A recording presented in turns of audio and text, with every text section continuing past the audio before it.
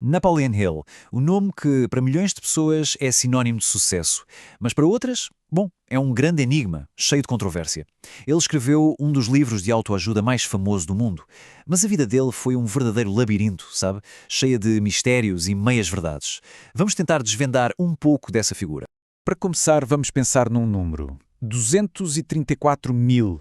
Essa foi a quantidade de cópias que um livro do Hill, O Mais Esperto que o Diabo, vendeu só no Brasil, em 2020. Parece um best-seller que acabou de sair do forno, né? Só que o detalhe é que esse livro foi escrito há mais de 80 anos. E isso nos leva direto para a pergunta central de tudo isso.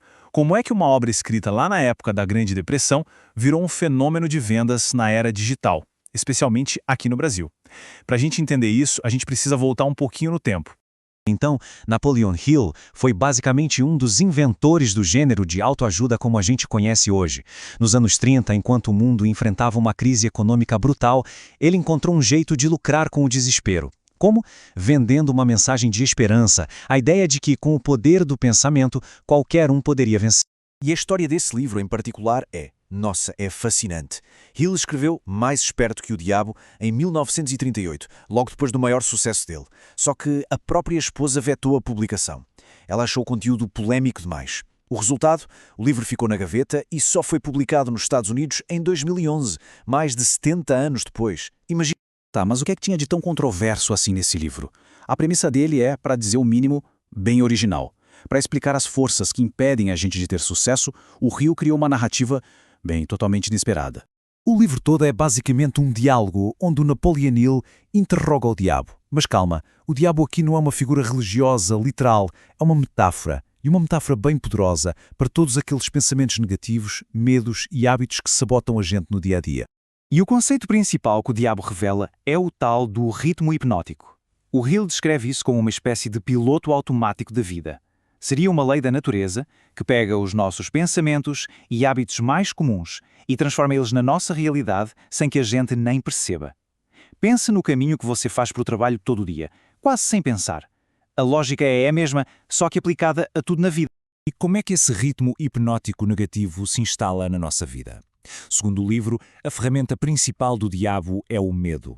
O Hill lista 6 medos básicos que, segundo ele, paralisam a grande maioria das pessoas e mantêm elas presas num ciclo de fracasso. Com base nessa ideia, o Hill divide as pessoas em duas categorias. De um lado, tem o alienado, que é basicamente quem vive no piloto automático, controlado pelo ritmo dos seus medos. E do outro, tem o não alienado, que é quem define um propósito e, conscientemente, cria um ritmo positivo para a própria vida. Mas a filosofia do Hill não para só em identificar o problema, ela também propõe uma solução.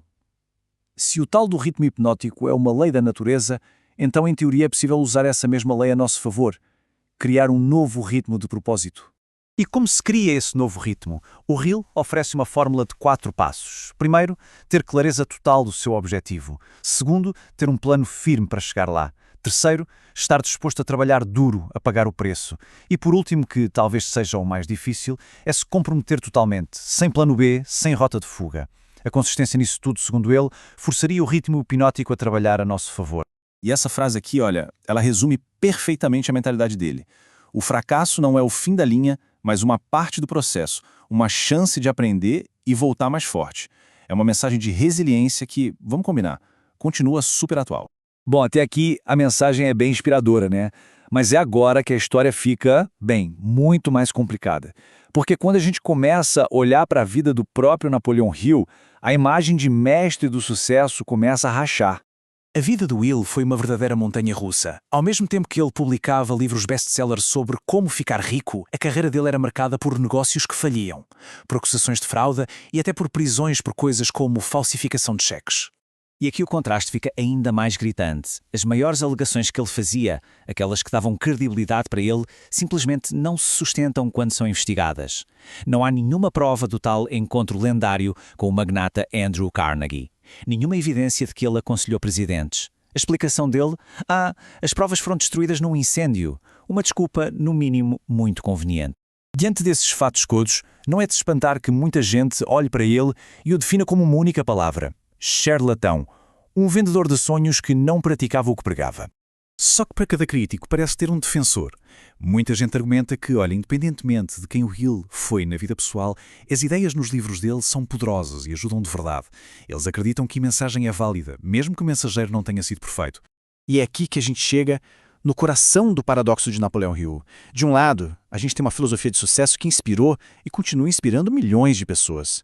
E do outro, a gente tem um autor cuja própria vida parece ser a maior contradição dessa filosofia. A questão final que fica no ar é essa. A biografia de um autor invalida o valor das suas ideias? É possível separar a obra do criador? A resposta, talvez, não esteja no Hill, mas na forma como cada pessoa decide usar ou simplesmente ignorar os ensinamentos dele. Fica aí a reflexão.